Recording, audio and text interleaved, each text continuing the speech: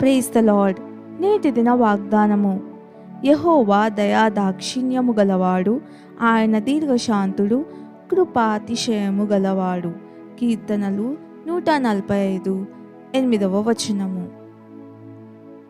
ఈ దినాలలో మన దేశ పరిస్థితులు మరి అధ్వానంగా తయారైనవి. లక్షలాది ప్రజల కన్నులను సాతాను కప్పివేశాడు. వారు చేస్తున్నదేమిటో వారికే తెలియదు. వారు విగ్రహాలను చేసి వాటికి సాగిలపడుతున్నారు. వాటికి చెవులుండి వినలేవు, కనులుండి చూడలేవు, నోరుండి మాట్లాడలేవు. ఎంత దయనీయమైన స్థితి మిత్రులారా! వారు సృష్టికర్తను విస్మరించి సృష్టిని పూజిస్తున్నారు. దీని గురించి నీ ఆలోచనలేమిటి? వారంటే నీకు కనికరం కలగడం లేదా? మరి ఈ విషయంలో ఏం చేస్తావు?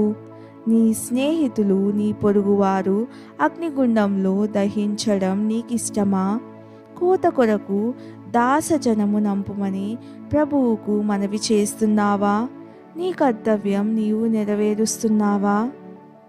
ప్రార్థన.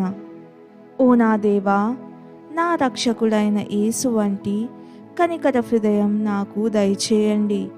దారి తప్పిన వారిని, ఆపదలోనున్న వారిని చేరి శక్తి వంచన లేకుండా నీ సేవ చేసే భాగ్యంను గ్రహించుమని వేడుకుంటున్నాను. యేసు ప్రభుని నామంలో ప్రార్థిస్తున్నాను తండ్రి. ఆమెన్.